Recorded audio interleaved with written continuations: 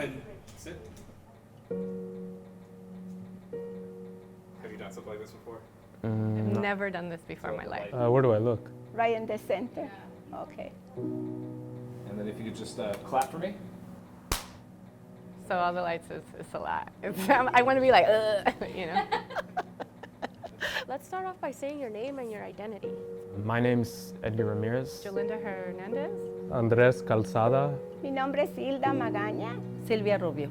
I identify as Latino. I personally identify as Chicana. Latina. Technically, I could be identified as Chicana. My identity, I guess Hispanic. Would I be more specific? Mexican? Why do you identify as Latino?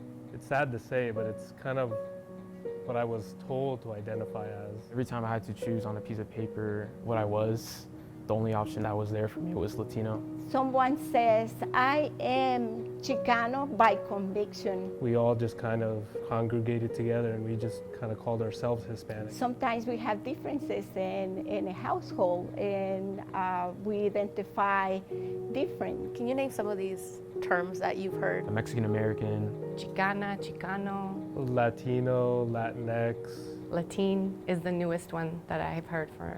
I don't even know if I'm pronouncing it correctly. Latine. Students, kids that are coming out of college are the ones that I actually hear say Latinx. Do you think it could all get just a little too confusing? Absolutely. It's very confusing. The demographic has changed so much, so the terms have multiplied in conjunction. A lot of people, they're kind of scared sometimes to express themselves, especially on topics regarding gender, sex, ethnic background. We have to use the right label because if you don't use the right label, you may be shamed, you may be canceled, you may, whatever the term is in the moment. Do you think there is a correct term to call the Latino community as a whole? I think the idea of identifying a whole group of people, it's in this box. I think it's too diverse and so complex. I don't think there's one term that can identify everyone. Is that when you're put into a box, that can be dangerous. People are more than just their labels. We don't need someone else to identify as.